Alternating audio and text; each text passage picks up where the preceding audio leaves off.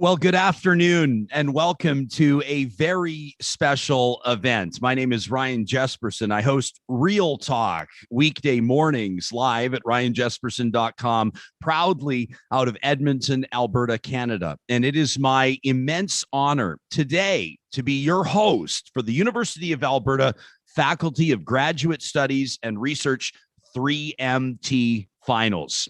3MT, the 3-minute Thesis challenge. Today, we're going to hear from many talented, intuitive, driven, brilliant researchers that have taken on a very specific and important challenge: how to translate the specifics, the nuances, the technicalities of the important work that they're doing at the University of Alberta and make it understandable at the ground level for the rest of us. Today, we will award a winner, a first runner-up, and a People's Choice Award winner. And I'm excited to tell you that tomorrow morning, Friday, April 2nd, live at 9 a.m. Mountain, 11 a.m. Eastern, we will feature those three accomplished researchers on our show, Real Talk. But before we get to that, we need to take a look at the amazing work that's being done in this faculty at Alberta's largest university. And to tee that off, it's my immense pleasure to introduce you to the Vice Provost and Dean of the Faculty of Graduate Studies and Research, Dean Brooke Milne. Dean? Great, thank you. It's such a pleasure to join you today, Ryan, and welcoming everyone to the 2021 University of Alberta 3-minute Thesis Finals. I would like to begin by observing that the University of Alberta acknowledges that we are located on Treaty 6 territory and respects the histories, languages, and cultures of First Nations, Métis, Inuit, and all First Peoples of Canada, whose presence continues to enrich all of us as members of this vibrant community. Ryan, again, I'd like to extend a warm welcome to you and to express how glad we are that you are hosting this year's event. Well, Dean Milne, I don't have to tell you that every single time that I've participated in this event as an observer, I've learned something every 3 minutes for a full hour. It's the type of event that makes me feel smarter in front of my friends. So you didn't have to work hard to convince me to be here. What is a 3MT? When you take a look at this, it's obvious it's a 3-minute thesis, but it's much more than that we're going to be seeing from these graduate students, these researchers today, isn't it? It is indeed. And the 3-minute thesis, it's an annual competition that takes place at universities around the world, where students are challenged to explain the purpose, scope, and impact of their research using plain language for a non-specialist audience in just 3 minutes. They also can use one visual to help capture the essence of their research. It's a tough challenge, but it's also a great opportunity to inspire people who might not otherwise be exposed to this kind of fascinating work.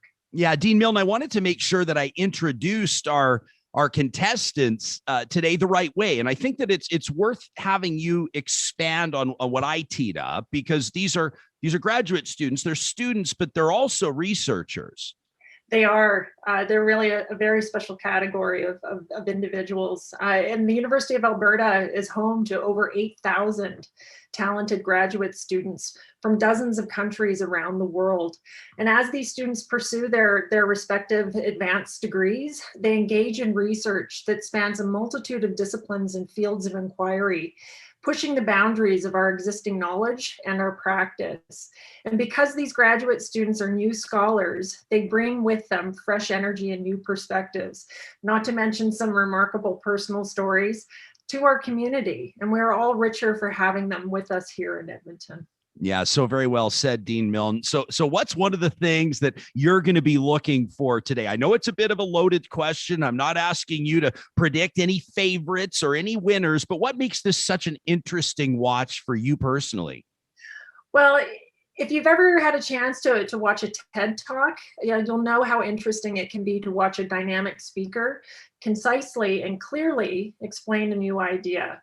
And that's basically what the 3-minute thesis is all about. When you hear a grad student communicate about their research, the work they have invested so much of their time and energy on. You're learning firsthand about brand new ideas and discoveries that will help change our community and our society more broadly. Graduate students at the University of Alberta play a key role in the university's research mission. And last year, more than 2,400 graduate students convocated with master's and doctoral degrees. So their work is leading to transformational change and innovation in our industry, our economy, and across our social landscapes. And the 3MT is one way that the University of Alberta can share our graduate students' stories and celebrate the far-reaching impacts of their work. Dean Brooke Milne, thank you so much for this introduction. Great. What I love about what Dean Milne just pointed out as well, for everybody that's tuning in, and we recognize there will be people keenly participating in this as audience members and voting on that People's Choice Award from all around the world. And I know it's not lost on you that these are not necessarily just theoretical exercises. This is a bit of a glimpse into the future. And it's been a huge honor for me to participate in this in a twofold manner, both as your host today and as a judge. I can tell you with confidence that what you're about to see over this next hour will impress you on a number of levels. So let's get to our 3-minute thesis competition. First up, it is my pleasure to introduce you to Nozima Faiziev.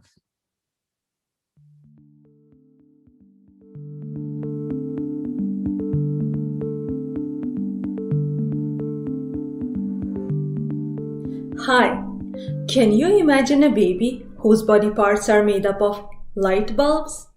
It may sound a little weird, but bear with me. Imagine a baby whose body parts are made up of lifelong, mostly replaceable, delicate bulbs. And now picture the main bulb, coordinating the proper function of all other bulbs, the one in the head. Imagine a healthy child with the headlight bulb on during the day and off during sleep. What happens when a child has a fever? The main bulb stays on, gets brighter and radiant, and then it overheats. My research is about imaging those bulbs in heads of infants and children under 5 years of age who have febrile seizures. Yeah, you got it right. Febrile stands for fever. How about the seizure? Imagine a seizure as that bulb having a short circuit, going on and off several times. This cycle may last from several seconds up to several hours. This process may involve only main bulb, so other ones stop getting orders and freeze, or process spreads to some or all of them as well. So they also start having short circuits in the forms of abnormal eye movements, head deviations, or flexions and extensions of the limbs. I use head MRI scans of these babies to predict who will develop epilepsy and will have to take medications for their whole life, along with marked change in their lifestyle because of regular seizures, and those who will be just fine down the road. When I look at those MRI scans, I look for small bulbs in the area of the brain called hippocampus. I look for differences in brightness, known as signal intensity, volume, and shape of hippocampus. So far, our data indicates that in those children who will be fine, these mini bulbs are off as an image A, and bright in those children who may develop epilepsy as an image B. I'm analyzing data to find out the true significance of these mini areas being bright.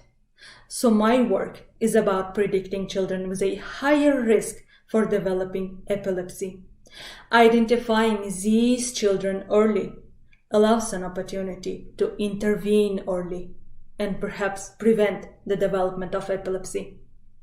My research aims to give hope for a bright future without short circuits for both children and their parents.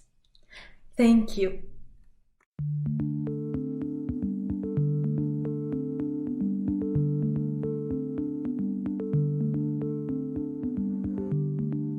When was the last time you had knee or back pain?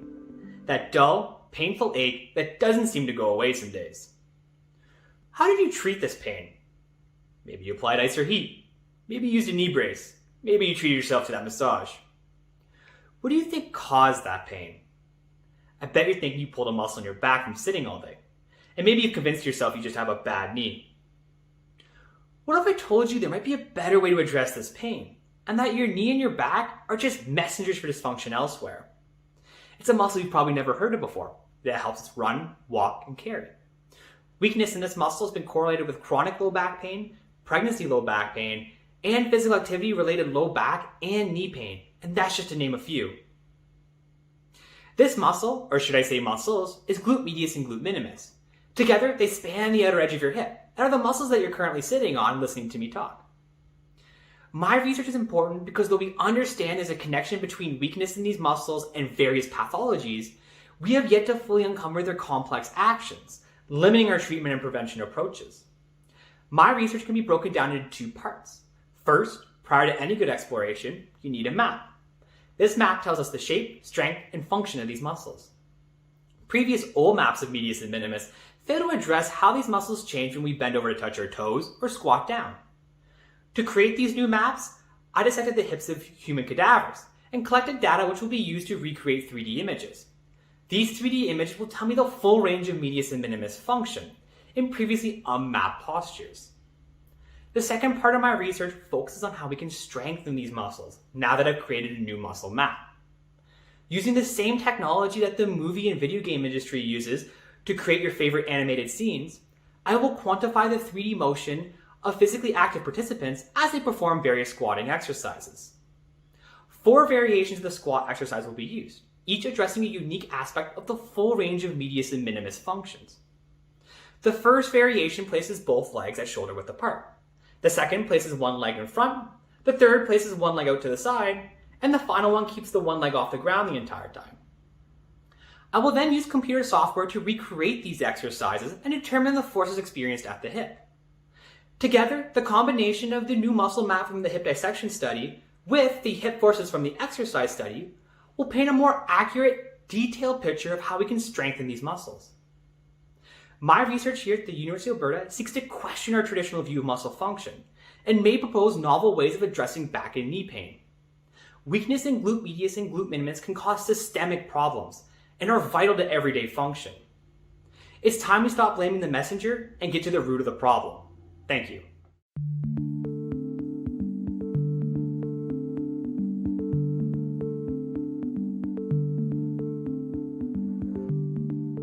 If you're one of the 1 million Albertans who live, work, and play close to Alberta's forests, this is your worst nightmare. Along with your family and few prized possessions, you make the slow journey away from danger. Now, this scenario isn't just imaginary. In fact, it would be deja vu for those who were forced to flee Fort McMurray in 2016, Slave Lake in 2019, and many other communities over recent summers. Yet each and every time heading towards the other direction are the brave service members of Alberta Wildfire. The public agency aims to operate cost effectively. However, that's a bit harder to achieve on the ground where the tough calls are being made. Individual incident commanders have a role in deciding, should we be sending ground crews or equipment? Ground support or air support? And how do the decisions I make risk the lives of Albertans, including those of my colleagues? Yearly costs associated with these critical decisions will range from $100 million to over $800 million. Now, of course, these costs will rise in years with more fire activity, but further details have been hazy. Are environmental conditions like rain and wind solely responsible for determining wildfire suppression expenditures? Or do human variables also matter? As Alberta Wildfire tackles the flames every year, this year applied economics is here to help clear the smoke. And just as how firefighters have their tools as applied economists, I have mine too.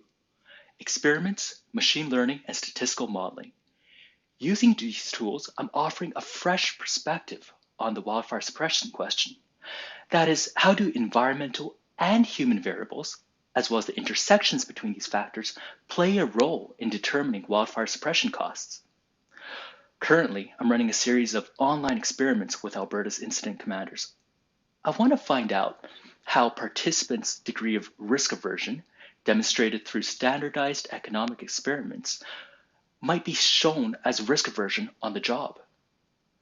Later on, I'm taking this experiment data as well as existing Alberta wildfire records and applying machine learning and statistical modeling to find out how these human and environmental variables play a role in determining wildfire suppression expenditures.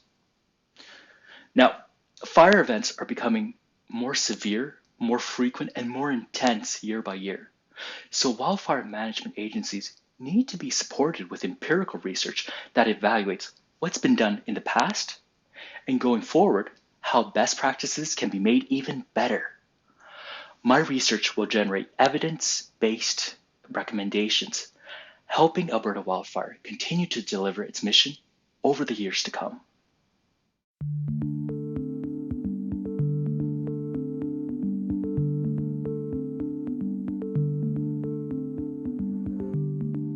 Have you ever seen those videos of people who have been to the dentist and they've had a tooth pulled out and they're laughing and being so silly because they've been given laughing gas? Well, did you know that laughing gas, or nitrous oxide, is the third most harmful greenhouse gas?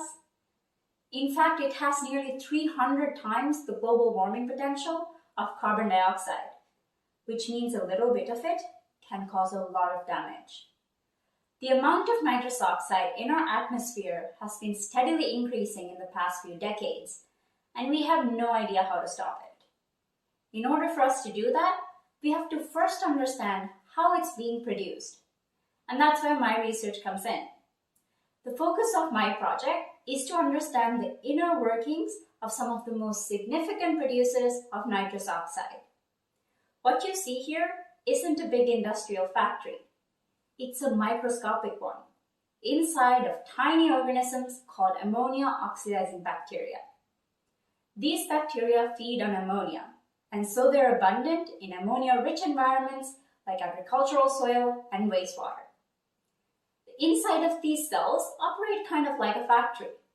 Certain chemicals come into the cell as inputs, and specialized proteins in the cell act like automated molecular machines that convert these inputs into outputs, which the cell then releases. For ammonia oxidizing bacteria shown here, the inputs are ammonia and oxygen, and proteins in the cell convert these into nitrite.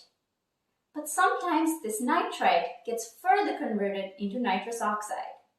But we don't understand what proteins are responsible for this second conversion.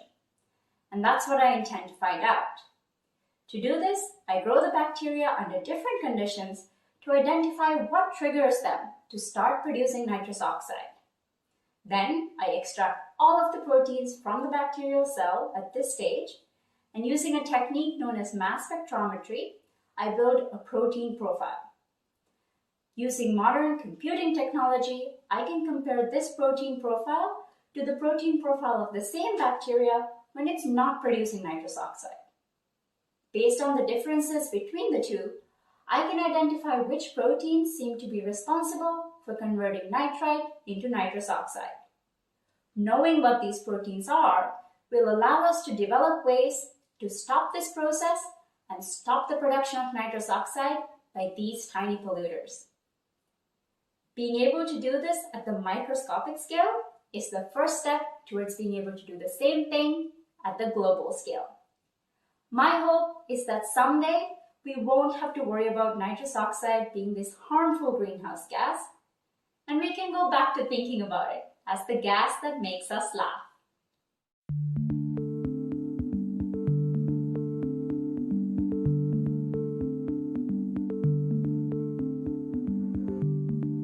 COVID-19, a major pandemic reaching global proportions and affecting millions, all due to a microscopic pathogen, a virus. Viruses are vessels of parasitic genetic material that rely on our cells in order to infect, replicate, and spread. Many are pathogenic or bad and cause widespread disease, the kind that can keep us home and having to meet virtually. But what if I told you not all viruses are bad? In fact, what if a virus could actually be medicinal or therapeutic, perhaps even to fight cancer? Well, today I will be introducing you to one of those viruses, and my research topic, Vaccinia virus. So what makes Vaccinia a good virus? Well, its genetic material is DNA, and it's relatively easy to alter in a lab, creating a safe virus that does not cause its natural disease. And interestingly, it has a tendency to replicate in and subsequently kill cancer cells. So how do we capitalize on all this potential? Well, if we consider cancer, we have to note that cancer cells are chaotic and don't follow the same restraints our healthy cells do, and they are incredibly good at hiding their disorder, often going unnoticed by our body's defenses. Usually, our immune system, which protects us from infection, is also able to recognize cancer cells as being sick and needing to be destroyed. Cancer cells, however, have developed ways of putting on a disguise, such that our immune cells can no longer see them, allowing them to survive and ultimately cause serious disease. So, how do we ensure cancer cells can't hide from our immune system? Well, imagine this. A masked robber is holding up a bank, but how will they be brought to justice when their face is covered? A vigilante. He springs into action, roping up the robber and ripping off his mask, revealing his identity. The vigilante can then alert the authorities, and when the police arrive, they can now easily identify the robber out of his disguise. The police can then escort the robber to a cold, dark jail cell. Now, this may seem like a movie plot. It's actually quite similar to what our therapeutic Vaccinia virus does when it infects a cancer cell. Therefore, my thesis is focused on developing a DNA-altered Vaccinia virus to infect cancer cells and reveal them to the immune system so that they can be destroyed. I've been able to create a virus that can perform this task and have shown in doing so the killer immune cells that interact with Vaccinia-infected cancer cells are able to become activated and primed for killing. My next step is to assess their killing ability and to test this virus in mice to understand if we can see the same results in the complex environment of a tumor. Understanding how a virus can be a vessel to reveal cancer cells or even produce other proteins such as those on the COVID-19 virus to create a vaccine is an important step towards safe therapeutics and preventative medicine, all by unmasking one bad guy at a time. Thank you. So there you have it, the first 5 of our 15 finalists as part of today's 3MT competition. That was Nozima Faziev, Zachary Fielding, Michael Huang, Sujani Gomez, and Shay Comont. Do you see what I mean? Do you see why I was so excited about this event? Are you watching it for the first time and maybe realizing that you're going to have to go back and find past years of this event to catch up on? I mean, to give you a sense of who these people are, these graduate students and researchers that are so impressing us today, our 15 finalists represent 7 different faculties. So we're seeing a ton of different research into a ton of different areas: arts, science, medicine and dentistry, engineering, kinesiology, agricultural, life and environmental sciences, and the list goes on. So how did they get here today?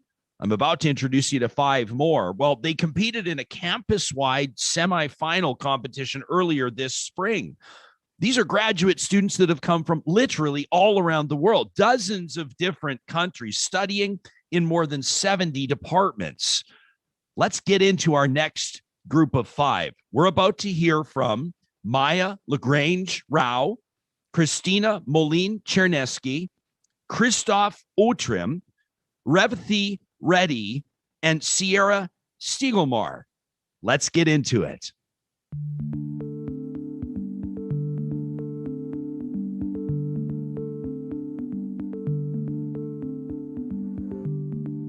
Let's say I asked you to find out about sea surface temperatures 100 years ago. How would you go about doing that? You would probably start with Google, right? And you would be able to find that information because people have documented it. But what if I asked you something about the oceans 100 million years ago? Before humans existed to take measurements or make observations. In these situations, we turn to sedimentary rocks and the records that they hold. One of the reasons that we study Earth history through rocks is actually the same as the reason that we study human history. The past teaches us about the present and can help us understand current problems. This brings me to one of the most serious problems we're currently faced with: climate change. Even though it's happening at a much faster rate than ever before, global warming isn't exactly new. the Earth has undergone periods of warming in the past. One of these warming periods was occurring about 380 million years ago, when the sedimentary rocks that I study were deposited. These rocks formed when small particles settled through the ocean to the seafloor. By studying these rocks, I'm trying to understand the amount of oxygen in the oceans at the time they formed. Why? Because a reduction in the amount of oxygen in the oceans, known as deoxygenation, is a serious concern associated with climate change because of its impact on marine ecosystems. To understand ocean oxygen content 380 million years ago, I'm studying an element that is not very well known, molybdenum. Molybdenum has multiple forms known as isotopes. Some of these isotopes are more abundant in seawater than others, and these proportions are the same in all seawater at any one point in time. But these proportions have changed throughout time as a result of variations in the amount of oxygen in the oceans. Now, like how certain texts provide more accurate historical accounts than others, the same can be said for rocks. And when it comes to molybdenum isotopes in seawater, the rocks that I study are like the Gordon Ramsay of rocks. They tell it like it really was. Essentially, the proportion of different molybdenum isotopes in these rocks is the same as in the seawater at the time they formed. So by studying molybdenum in these rocks, we can understand the extent of marine deoxygenation during a previous time of global warming. Carl Sagan probably wasn't talking about molybdenum when he said that you have to know the past to understand the present. But with global temperatures rising rapidly, it's more important than ever to learn as much as we can from previous times of global warming to help us predict and possibly prevent future consequences. Thank you.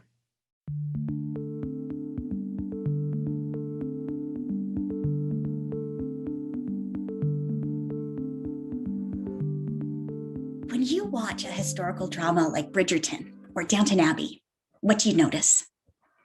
The clothes, the opulent setting, the ever-present romantic tension? Sure, probably all of those things. But have you ever noticed that they seem to have no privacy? The rich have people to dress them, to bathe them, to loiter around as they eat their dinner. And the poor are shown all crowded in a dark room, drinking and carousing, like in my slide. I study the ways that people of the past carved out privacy in situations that might look to us like there is no privacy. I have a confession. I'm not on social media. I don't make choices daily about my privacy settings and what I'm going to put out in the world. But billions of people do. And we make similar choices in myriad other ways too. Choosing what people see of our homes when we're in a Zoom call for work, what we tell a friend about our personal lives. In that same way, people in the past balanced their desire for privacy against social and community responsibilities. And those choices and their consequences can inform ours, both as individuals and as a society. Historians have argued that privacy became a concern and then a right in the English-speaking world over the course of the 19th and early 20th centuries, beginning with the middle class. My approach is to look at diaries, letters, cartoons, and newspapers to understand how people who look like they have no privacy, like maids and governesses and apprentices, experienced it in 19th century Britain. This perspective means that rather than thinking of privacy as simply a right one does or doesn't have, I have found privacy was a constant negotiation, something given up in some situations and protected in others. I found that people protected their privacy in ways that aren't necessarily obvious. They hid things in pockets and sewed them into petticoats. They were wary and even hostile to strangers when they got too close. Privacy was a privilege to be protected, just like it is for us. The lower classes, and especially women, developed ways to protect their privacy as a way to express themselves as individuals, even in communal living situations and where social expectations meant that they were always around and often serving other people. In the era of social media, we're just overwhelmed with choices about our privacy and how we balance privacy with our professional goals and social lives.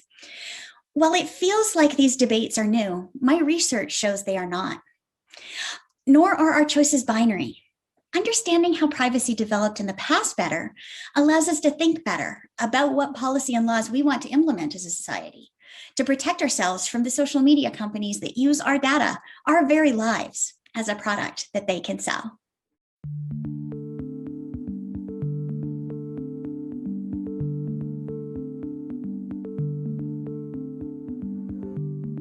Imagine you want to get from Edmonton to Halifax. What's the best way to get there? It seems like a simple enough question to answer. You'd probably just type it into Google Maps or maybe look up plane tickets online. But now think about what you would do if those tools weren't available. Without sufficient information, it would be a lot harder for you to get where you want to go. And more importantly, it would be harder for you to decide on the best way to get there. Well, that's very similar to the challenge we face of reducing greenhouse gas emissions, particularly for complicated industrial sectors like pulp and paper. We know where we are at a high emissions level, and we know that we want to start moving towards a low or even zero emissions level, but there's no clear map to take us from point A to point B. And that can be a major problem for policymakers, industry participants, and others in the fight against climate change. So how do we solve this problem? How do we go about making a Google Maps for industrial emissions reductions? Well, like an imaginary trip to Halifax, the first thing we would need to do is start to understand the geography and terrain between us and our objective. For my research, that means developing technical models of industrial sectors so that we can better understand the specifics of their energy use and emissions profile. Once we have that model, the second thing we can do is analyze the distance between where we are currently and our overall energy efficiency and emissions reduction targets. That distance can tell us a lot about the magnitude of the challenge that we're facing, the potential barriers along the way, and it can also give us insight into the routes we might want to take. The third thing we would need to do is consider the means of covering that distance. So if you're traveling to Halifax, you might consider a car, a plane, or even something like a Hyperloop if Elon Musk has his way. And each of those is going to have different advantages and disadvantages that we'll have to consider in order to choose the best option. For industrial climate policy, it's similar, except instead of a couple options to consider, we might have literally hundreds of different technology options that can help reduce emissions. Anything from higher efficiency motors, to process electrification, to waste heat recovery. And so with my model, we can actually analyze how all of these different technology options, and the many others, can work together to meet our energy use and emissions goals. So looking at my slide, you'll see these three elements of my analysis, and they don't really look like any conventional roadmap, at least not one that I've ever seen. But in reality, they serve the same purpose. They help us identify the most effective pathways to get where we want to go. And so overall, my master's thesis can be thought of as developing a tool like Google Maps for understanding the best way to reduce industrial emissions. Right now, I'm focused on the pulp and paper sector here in Canada, which is one of our most energy-consuming sectors. And I've got some really exciting results so far, including the fact that it is both technically and economically feasible to nearly eliminate natural gas consumption in the sector. I think it's a really interesting result, and I'm hoping to build on it with future work that I think will have significant impacts and insight for policymakers and industry investment. My hope is that the pulp and paper sector might one day be the first net zero emissions industry in Canada. And with the right roadmap, hopefully other sectors can follow.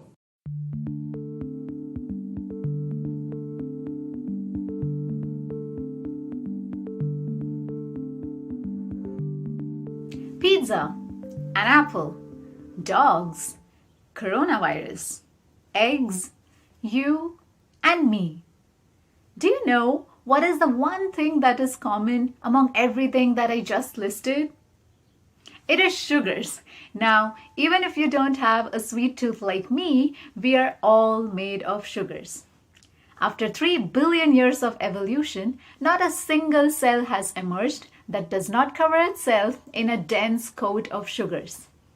Each cell in itself is like a tiny complex world, covered with trees and bushes of different shapes and sizes, concealing countless unsolved mysteries. Instead of trees, this world of cells is made of complex sugar molecules, scientifically known as glycans. I am a chemist who studies glycans, but why are these molecules so important to us anyway? It is because they are involved in every major disease that afflicts mankind. Yes, including the ongoing global pandemic of COVID-19. When you get infected, the coronavirus clings on to the cells in your lungs using these very sugar molecules, and the immune cells in your body fires these magic bullets called antibodies into your bloodstream. My project aims to develop a diagnostic tool that can precisely detect these kinds of antibodies generated against glycans in an infected patient's blood sample. Our approach is to artificially mimic the sugar molecules present on the viral cell surface using chemistry and then identify the antibodies binding to them.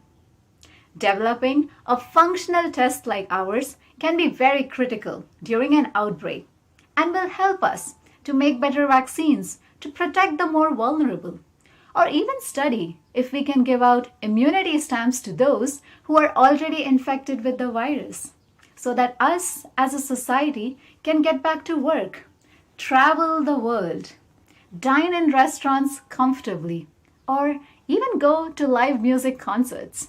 I mean, I would love that, wouldn't you?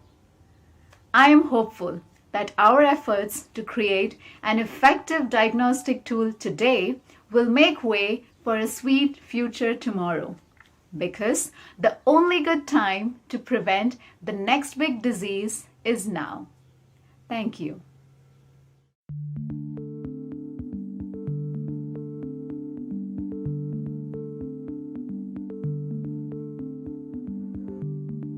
Have you ever seen or heard a professional musician playing a musical instrument? Perhaps you're a musician yourself. Either way, you should be familiar with how effortless they make it seem. Now, this is possible because the musician has a high feeling of control or sense of agency over their hands as they play. But what would happen if they lack sense of agency? How would they play that instrument or perform even simple activities like chopping up vegetables in the kitchen without feeling in control of their own hands? For some people, this experience of lacking sense of agency is a part of their reality. People without normal limb function, such as those who have had to undergo amputation, often use a robotic limb to perform daily activities. And these are advanced devices, but they're often left unused because they're very difficult to control. If we can measure sense of agency, we could address this lack of control and lead to a better connection between a person and their robotic limb in the future. I aim to study sense of agency using something called intentional binding. Now, intentional binding is like your brain's internal clock. Much like the musician uses a metronome to keep time, the brain uses sensory information to keep time. And it does this by gathering sensory events through sight, sounds, and touch, and grouping them into specific moments. When we act voluntarily, our brain clumps this information closer together in time because everything happened as it expected it to. But when we act involuntarily, think of when you trip or you knock over a glass of water. The brain will spread the sensory information out because it wants to address everything that happened and figure out where it went wrong. Because of this, our voluntary actions can seem faster than involuntary actions in our heads, and we don't even realize this is happening. I'm going to study this illusion and use it to measure sense of agency by asking participants to control a robotic limb and complete both voluntary and involuntary actions. Then I'm going to measure how long they think it took to complete both of those actions. I believe that the participants will experience a higher sense of agency and a shorter action time in the voluntary condition than in the involuntary condition. If I can measure this time illusion that is intentional binding, I can say that I've measured sense of agency. And this is important because if we can address sense of agency, we can lead to a better sense of control for people who use robotic limbs on a daily basis. These individuals deserve to experience a high level of independence. Therefore, it is essential to determine the level of control they need for daily activities, whether that be chopping up vegetables, reaching for a glass of water, or perhaps even someday playing a musical instrument. Thank you. Absolutely excellent work. That was our second group of 3 and 5 more coming up in just a moment. Again, that was Maya Lagrange Rao, Christina Molin Cherneski, Christoph Otrim, Revathi Reddy, and Sierra Stiglmar. The People's Choice votes are coming in. Of course, it's no surprise that some of you are going to wait. You're going to see who is going to be your People's Choice winner, and we'll keep our voting open until 2 minutes after our final contestant. but we're starting to see some comments. Here's what we're hearing from those that are participating in the People's Choice voting. One voter said, I think it benefits every industry. The more knowledge we have about the issues around us, the better we are able to create informed decisions around solving them. This voter said graduate student research is the launching point for future prosperity. It contributes an unbelievable amount to our everyday well-being and is integral to our global success in the future. Another voter said, I appreciate the flourishing environment and the facility that's created for these talented students. The research is how we solve our problems and create new perspectives in life. Another said, grad students play such an important role in contributing to research projects that have real world impact. I love that comment.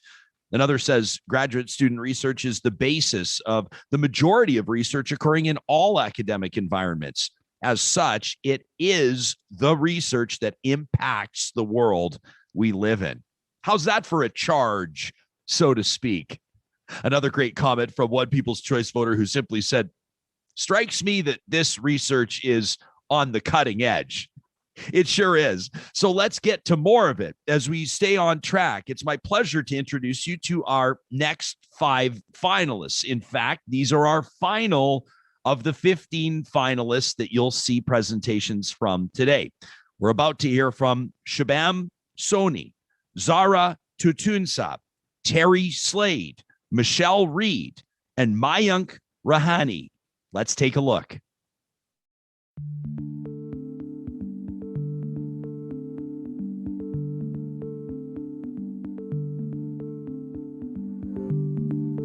It's the middle of the summer in Paris, and this is it, the final stage of the Tour de France. Your teammate approaches ahead of the pack. You pass off the satchel with the food and drink he needs, and you're confident he'll finish strong. All because of the special legal mixture in the water bottle. Ketones. That's right. Studies in elite cyclists have shown that this unique ketone drink formulation significantly improves their performance, which can give them just the edge they need to win races. Some of you have probably heard of ketones in the context of the ketogenic diet, but the inner workings of ketones are far more complicated. Ketones are incredibly versatile molecules, and using them for therapeutic purposes is the focus of my research. Although ketones are mainly known to be an additional source of energy, they also have non-energetic properties as well. For example, we now know that ketones can reduce inflammation in a variety of diseases, but we have yet to test if this is true in one life-threatening condition, and this condition is known as sepsis. Simply put, sepsis is the body's extreme response to an infection, be it bacterial, fungal, or viral. Sepsis has excessive levels of inflammation, which result in organ damage and ultimately even death. In fact, the World Health Organization estimates that sepsis accounts for almost 20% of all global causes of death. Sepsis is treated by using antibiotics that directly fight the source of the infection. But this takes time. While an antibiotic may be working to kill the bacteria, this time allows the live bacteria to continue triggering the immune response, resulting in more inflammation. And this inflammation is the key process that allows an infection to cause further injury by spreading to the other organs through the bloodstream. And in fact, this principle is also how COVID-19 works as well. Currently, no treatment exists to prevent the inflammation and organ damage that can occur from sepsis. And thus, I predicted that I may be able to use the unique anti-inflammatory properties of ketones to treat this. So, in a mouse model of sepsis, which has lots of inflammation, I gave mice the same ketone drink that these elite cyclists use to determine if ketones can help prevent inflammation. And to my surprise, this treatment worked exceptionally well, showing a huge reduction in harmful inflammatory proteins, both in the blood and many vital organs as well. With more studies, we may one day be able to use ketones to treat the many diseases with excessive inflammation and to help the millions of people and families affected by infectious diseases worldwide. Thank you.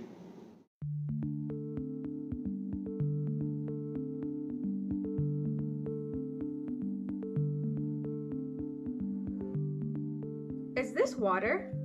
The image you see on the screen is located in Fort McMurray, Alberta. When I first witnessed this image, I thought this was a mysterious body of water. I was in awe of its different shades of gray and white, almost like clear glass melting into goo. To my surprise, this image was titled Alberta Oil Sands Number 9, and it is not a natural body of water. Instead, it is a mixture of heavy oil, sand, clay, and water mined and separated to give us that smooth oil that we use in our technologies. Some people, though, might see this as a simple photo or nothing more than business as usual. However, people worldwide are experiencing the effects of pollution in their waters, land, and air. My master's thesis focuses on the different rivers and lakes that are being polluted in Canada. I want to understand how each of us is connected to our environments and how we can learn to care for nature. For example, when researching the Athabasca River in Alberta, I learned that since the 1960s, oil companies extract bitumen from the ground while polluting the river with deadly toxins. These toxins affect the life and health of Indigenous peoples living downstream from this river. To expose the deadly effects of water pollution in Canada, I take an activist approach to my work. I focus on Indigenous and minority peoples' writings, stories, and own activist works. I use their writings and works as counter-arguments to the false information spread by mainstream media. News reports, articles, and journals insist that communities affected by water pollution are not entirely opposed to pollution because they are creating prosperous economic futures working with these industries. To challenge this industrial mindset, I also use creative techniques such as cutting out sentences from news reports and articles like the second image you see on the screen. These creative techniques help me create different ways to talk about our relationships with our environments and each other. By literally cutting out sentences, I take away the industrial language that speaks on behalf of Indigenous peoples and minority groups.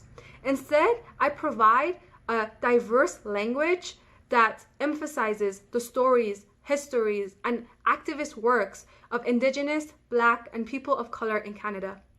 Ultimately, my thesis shows us that our current relationships with our environments are harmful and destructive to nature, Indigenous peoples, and minority groups. Counter-arguments by Indigenous peoples and minority groups can help change how we think about our physical environment.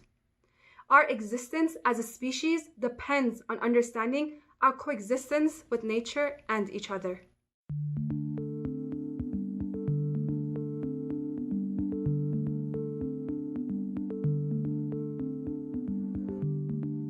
Are you male, female, or other?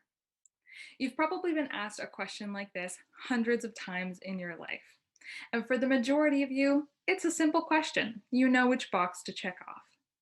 For someone like Jacob, though, it's not so straightforward. He was assigned female at birth and has been living his adult life happily as the man that he knows himself to be.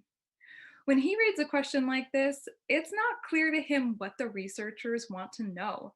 Is he supposed to answer based on his birth certificate, on how he lives his day-to-day life, or on whether or not he has a penis? It's really not clear. And I'll let you in on a little secret here. Chances are the researchers who wrote this question probably don't know what it is they're asking for either. Yep, that's right. The people who write these questions often don't know what it is they're asking for. And that is why I'm in grad school. My work focuses on helping health researchers understand what it is they want to know about sex and gender, and then helping them ask those questions in clearer and more inclusive ways. I use interviews, focus groups, and most importantly, the input of advisors from the local LGBTQ+ community. So let's start with the basics. When a researcher wants to know about sex, they're asking about some kind of biological characteristic. So a good starting place could be, what sex were you assigned at birth, meaning on your original birth certificate? This is a clear question that Jacob can read, understand what the researcher wants to know, and then decide whether or not he wants to answer the question. This is crucial work for health researchers who sometimes use this information to try and figure out who in their research is likely to be menstruating or capable of becoming pregnant. And that clarity is crucial for someone participating in research like Anna, because she had a hysterectomy last year.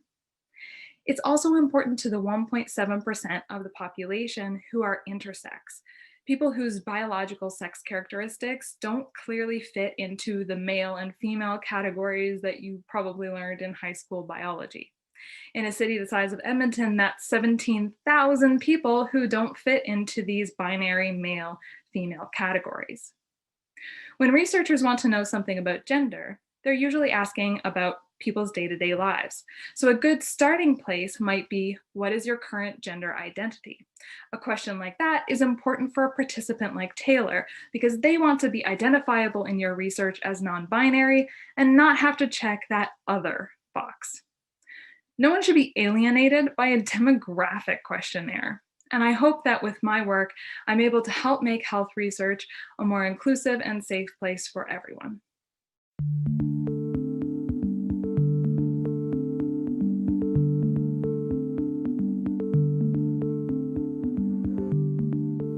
Pesticides. What word comes to your mind when I say this? Hatred, poison, pollution, mistrust, liberation, a tool? Let's think of pesticides as a tool in a farmer's toolbox. And like all tools in a toolbox, if they get misused or mistreated, they can get damaged, won't work properly, and can be very dangerous. Let's take a drill bit. If you use the wrong type, or if you just use it for too long without switching it out for a new one, that tip can become dull, the bit becomes useless, misshapen, and maybe even dangerous. This concept applies to all types of pesticides. When they get misused, or if they get overused, they can become ineffective. It is particularly more common in insecticides, and that leads to insecticide resistance. In alfalfa, there is an invasive insect called the western alfalfa weevil, as seen in the top two images. This beetle's larva can eat an entire field and leave nothing behind if the populations are large enough, which is really frustrating. Insecticides have been doing a pretty good job of keeping them in check, but recently there are weevil populations in Alberta that are starting to show signs of resistance. For example, after a farmer applies an insecticide, the weevil population is practically unchanged. But there is hope. There are other tools that in combination might be able to do the trick. There are other pesticides, but these tend to be more costly and a little bit less effective. But in combination with good farming practices and with the help of our natural enemies like parasitoid wasps, there is help. But what's a parasitoid wasp? Well, it's like a parasite in that it lives within a host. But parasitoids are slightly different in that they kill that host when they're done with it. So it's kind of a win-win. Less weevils, less pesticides being used. So this is where my research comes into play. I'm looking at what's going on in these fields, and I do this in 3 parts. So the first part is that I'm looking at insect diversity, and I do this throughout the growing season by collecting sweep samples and then identifying which insects are present, how many there are, and how it changes throughout the season. This allows us to look at how both beneficial insects as well as pest insect populations change. The second and third part of my research is mapping the occurrence of insecticide resistance as well as parasitism levels in southern Alberta and parts of Saskatchewan. I'll be collecting samples and then testing them for resistance, and then looking to establish which parasitoids are in each region. In doing this, we can establish what's going on in these fields, where the parasitoids are, which parasitoids are where, and then give this information to the farmers, let them be more informed so that way they can take the best tool out of their toolbox, use it the most effectively in order to decrease the need for pesticides, but still maintain good crop yields.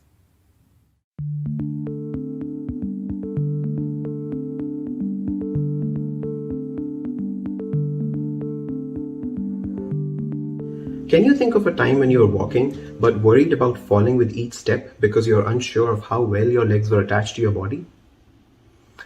What may seem like an unusual scenario for you is unfortunately the reality for many persons with lower limb loss who use conventional socket prosthetic legs.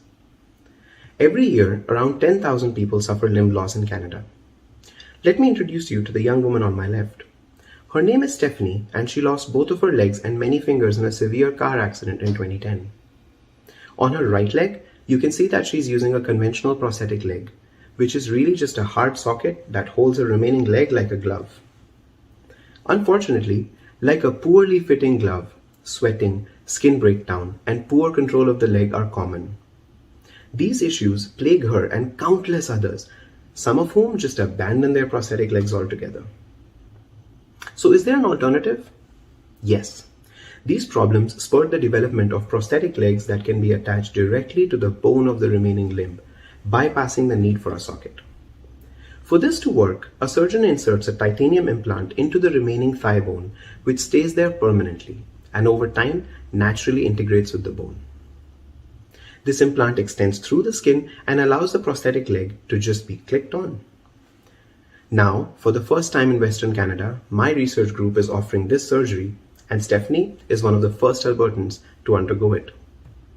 Her clinical outcomes and of all those undergoing this procedure are being meticulously tracked in regular follow-ups. But what about the personal experience of these pioneering individuals who have decided to undergo this innovative procedure? What is life like for them? My research focuses on the patient's lived experience. I'm interviewing each patient to learn about their experience of using a socket prosthesis, their experience of rehabilitation following an implantation surgery, and living with their new bone-anchored prostheses. My research gives patients an opportunity to share their unique story and challenges and tell us how a bone-anchored prosthesis impacts the different aspects of their life. My research is important because we can learn a lot by paying close attention to what the patients have to say. Empowered by the patient's perspectives, clinicians can work towards enhancing patient-centered care, and researchers working on bionic limbs can develop technological solutions for the challenges that the patients face. A bone-anchored prosthesis in Stephanie's left leg helped her regain mobility and improve quality of life. This is what she had to say in one of our interviews. With my socket, I worried constantly about my leg just slipping off. Now, I just put on my leg, tighten it, and it's on for good. Sometimes I can even feel the ground beneath my feet when I'm walking. So you see, now she can just focus on walking because she's confident that her leg is very well attached to her body.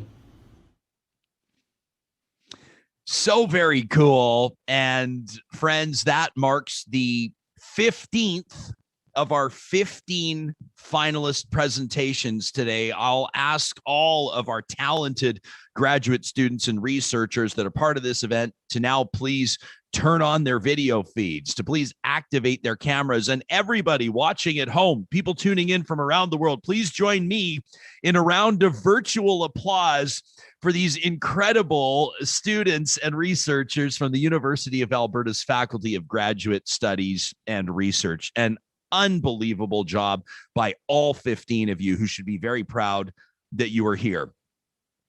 I'm trying to figure out if I can stretch my comments out for the full 2 minutes after the final presentation as we prepare to close our People's Choice voting. Of course, you are going to hear who the winner is of the People's Choice Award in just a moment, along with our first runner-up and, of course, first place.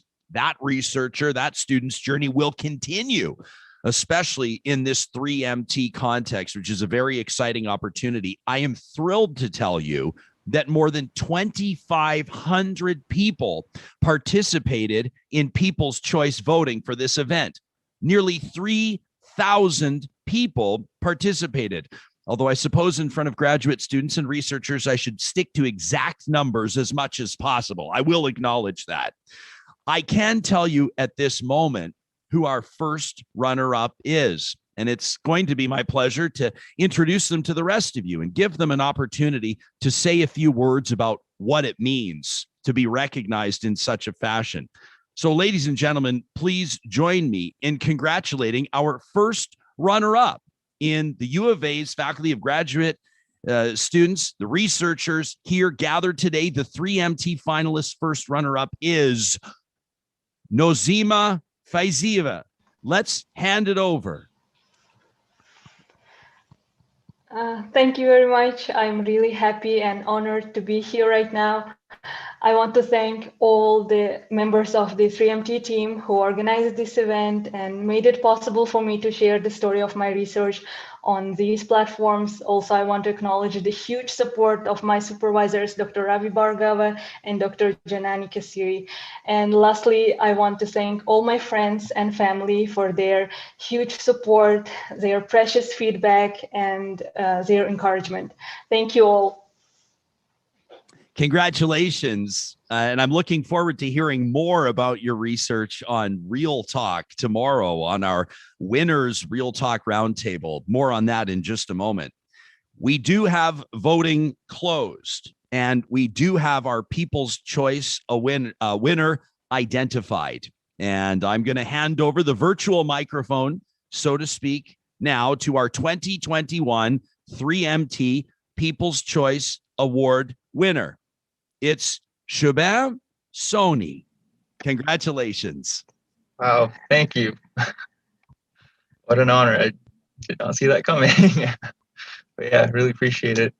Thanks for everyone who voted. Thanks to all the family and friends, colleagues, people that I haven't talked to in a long time for helping out towards that collective effort. And what an honor to be here on the stage with such fantastic other researchers who are who did also an incredible job of presenting the research as well. So thank you.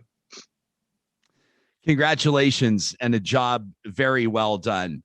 Now, before I announce our 3MT winner, first place today, I wanted to share with you a couple of thoughts. I wanted to remind you how important this work is.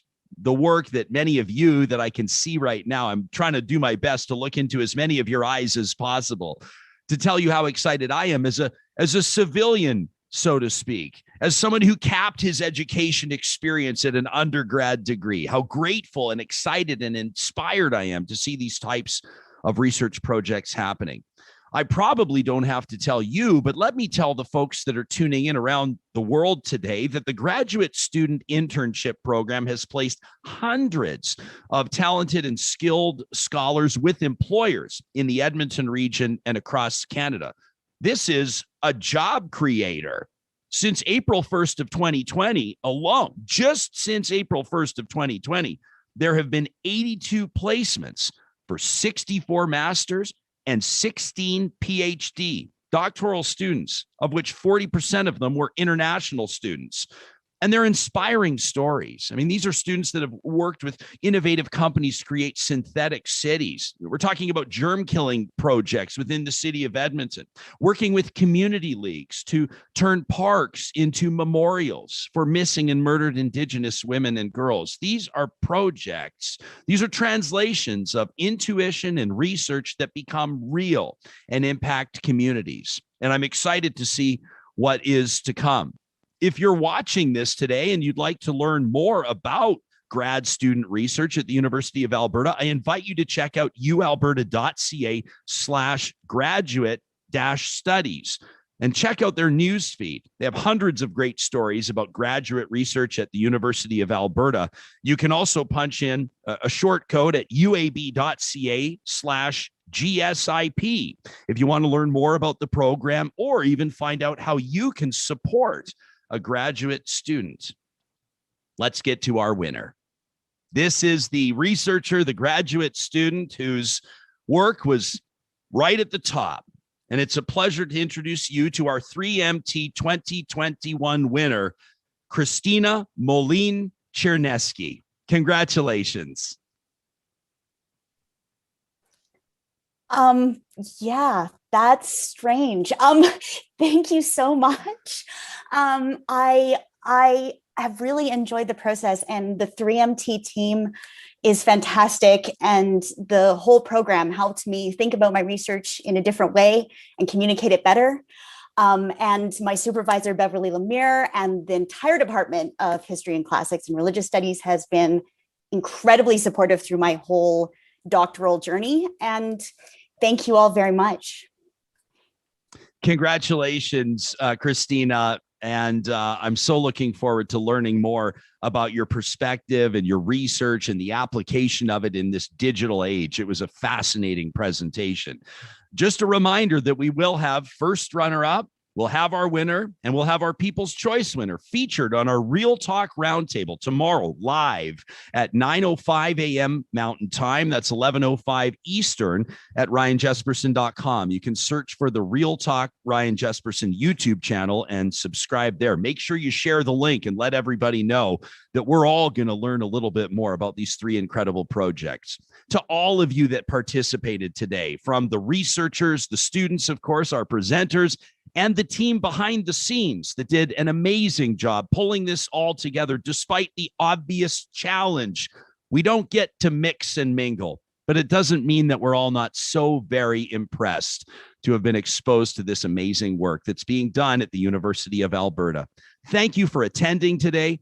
Thank you to our presenters. We'll see you tomorrow morning on Real Talk. I'm Ryan Jesperson. It's been my pleasure.